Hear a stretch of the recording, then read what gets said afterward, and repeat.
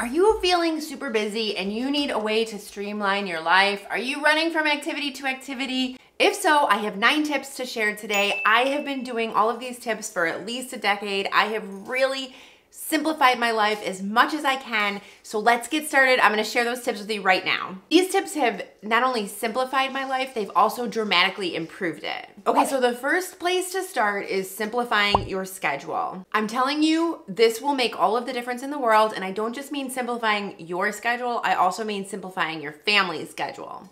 I know so many people who are sabotaging themselves here, so let me just tell you what we do. I have 3 kids, and we let each kid have one extracurricular activity. I see moms on Facebook and dads posting like all-day soccer, travel soccer things, and they're taking their kids everywhere.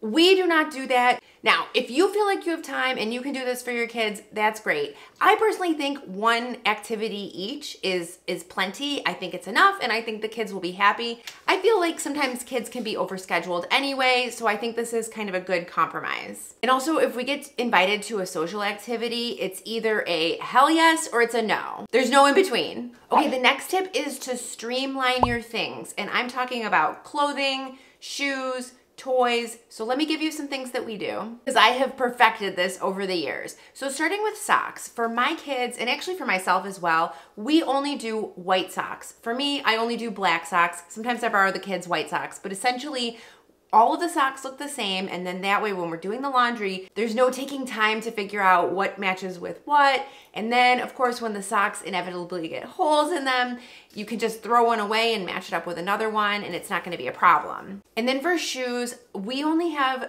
2 pairs of shoes each for the kids. I think I've shared this tip in the past, but they can have 1 pair of sneakers and then 1 pair of sandals for the summertime, and that's what we do. And then that way it reduces decision fatigue.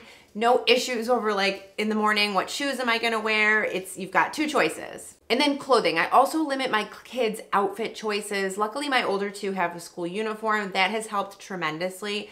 But I also think limiting their clothing really also makes a big difference, because you don't have a ton of outfits and a ton of choices and a ton of clothing. So if you can limit your clothing, I think that will really streamline your life and help you to simplify. And let me just talk about toys for a minute, because it's too late for me, but don't make the same mistake I did if it's not too late for you. I wish that we had not bought our kids as many toys as we did, because to be honest, they barely played with them. They lost the pieces quickly. It's just a waste. At this point, we've got a ton of toys and nobody's playing with them. I would definitely encourage you, don't buy your kids toys. Only get them if it's like a birthday or a holiday. And even for your relatives, don't ask for toys, because you will just end up, somehow toys just multiply and multiply, and you will end up with a ton of toys if you don't get a handle on it. Honestly, they don't need all of them. They don't play with them. If I could go back, I would certainly not have bought as many toys as we did. You can even make toys out of household items. That's a really great thing to do. You can make sensory bins. You can let them play with baking tools and baking, measuring cups and things like that, or water with some soap in it and make a car wash. There's so many like fun things you can do without having to buy toys. Okay, so summer is coming, and my next tip is also for kids, and it's to simplify their summers if you can. I know that it's a little difficult if you have to go, leave your house and go to work. Then, you need to stick them in camps and daycares and things like that. But if you can, if your kids are old enough that they can stay home, or if you're lucky and you maybe can work from home, that's what we're gonna be doing. You can watch your kids at home and just let them have a very unscheduled and unstructured summer. I think that boredom is good for kids. I think it really helps with their ability to sort of adjust well to life, and it helps with decision making. So I really don't mind our kids being bored, and I just want them to have a little bit of downtime in an unscheduled summer. And if you can't do this now, maybe just something to consider when the kids get older in the future. Another way to simplify your life is to make downtime a priority. This can take a variety of formats, but one of the things that I like to do is I will limit screen time, both for myself and for my kids. For the kids, I like to just give them, if it's a school day, just 1 hour of screen time a day. Doesn't always work out that way, but that's what we try to do. And then I also try to do it for myself. My husband even has taken to hiding his phone from himself so that he isn't tempted to go on it. Because you just really need to schedule that downtime, make it a priority, and really help decompress from your life and decompress from being super busy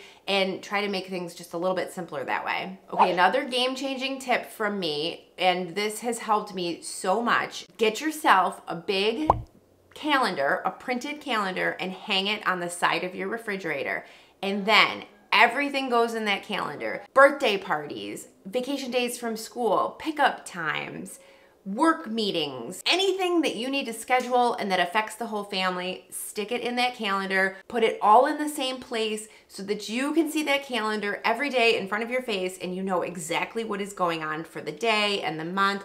This has been so helpful for me. I know it's convenient to use like a digital calendar or things like that, but for the family calendar, it is the printed calendar, and I really appreciate seeing it right there physically on the refrigerator every day, and that way we make sure that we know what's happening and we don't miss anything. Next is about storage, and it's to figure out storage solutions. One thing that we did is we added 2 pantries to our house. We added one in our kitchen, and that is where we put all of our food, and that has really given us a lot of storage options and space for our food. And then we also added a pantry in the back of our house where we have our laundry. This has given us a place where we can put our cleaning supplies, vacuum cleaners, you know, all of those things that kind of just don't necessarily have a place to go in your home. So if you can figure out some storage solutions, I really recommend it. If you can't do something as big as building a pantry or putting some closets and storage spaces in, you can simply get some storage bins. I have so many of these, and just place them in each room and have them there for a specific purpose. So like I will have them in the kids' room and it will be their toy bin. Sometimes I have one that's like a clothing bin, and then that way the kids can help keep their things organized. They can put their clothing in the bin themselves. They can put their toys in the bin themselves. I just find when you've got a bin in the room and you're trying to keep the room decluttered and clean, if you just have an option for storage and you can put it right then and there in that area, that is the way to go. And I have to say, if you've got items around your house and you don't have a place where you can store them, maybe reconsider if you actually need the item and consider getting rid of it. My mantra is that everything needs to have a home, and if it doesn't, it needs to go. Next is about teaching your kids to be self-sufficient. This is going to help you so much. By the time my kids were 4, they all knew how to get dressed themselves. They can all put their own shoes on and their socks on and be ready to go for school and out the door. Also brushing their teeth, getting their own food, their own drinks. Does my 6-year-old jump up on the counter to get things down? Yes, he does. But does that mean that I don't have to go and get it? Also yes. So see how much simpler it is? Just teach your kids to be as self-sufficient as possible. This will really help them as well, because then they'll feel more in control, they'll feel more independent, and that will make them happier. Okay guys, I had to move. My neighbor started mowing the lawn, and this is the only time I have to film this video. So on to the next. The next is to focus on doing rather than spending. A lot of times when you're hanging out with your family and you want to do something together, you feel like you need to do something that you have to pay for, like going to a movie or going out to eat or going shopping.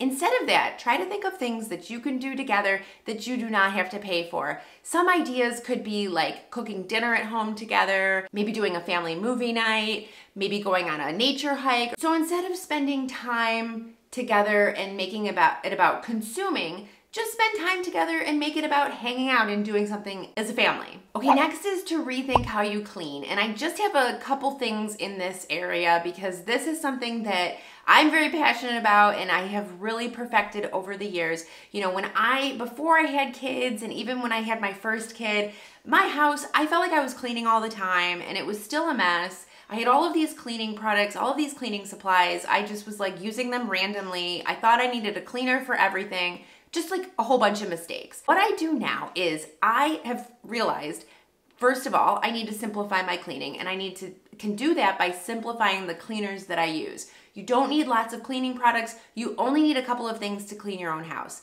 The other thing that I've done is I keep my cleaning products where I use them. So I've got cleaning products in the kitchen that I use there, and then I've got cleaning products in each bathroom. If you've got like a split level house, for example, keep some cleaning supplies and cleaning products downstairs and keep some upstairs. Wherever they are, just make them accessible, because if you have them shoved to the back of a cabinet somewhere, you're just never gonna get them and you're just never gonna clean. That's how I used to be. The other thing, and I feel like this is really important, is I don't plan my whole day around cleaning cleaning. Rather, what I do is I sneak cleaning into my day whenever I can fit it. So instead of saying, I'm gonna take this whole day and I'm gonna clean the whole house, instead, I will have my normal day and then I will sneak cleaning in whenever I can have the time. To do this, I know how long projects take. I know how long it takes to like do a load of laundry or empty the dishwasher or wipe down the counter. And so I can just say to myself, I've got 5 minutes now, I'm gonna do this. And remember, it doesn't have to be perfect. You live in your house, you use your house, it's never gonna look like a magazine, right? I do see a lot of people's homes on YouTube and they're making cleaning videos and their home looks like a magazine at all times. But remember, this is all staged, that's not normal. You live in your house and you don't need to have it perfect all of the time. Okay guys, well those are my tips for simplifying your life, especially if you've got kids. I hope these tips were helpful. Let me know in the comments below if you've got any tips in how you simplify your life. I'm sure there are a ton of other tips, but these are the things that I do and they work really well for me. Thanks so much for watching. I'm gonna go ahead and link a video. Go ahead and click on it and I will see you over there. Bye-bye.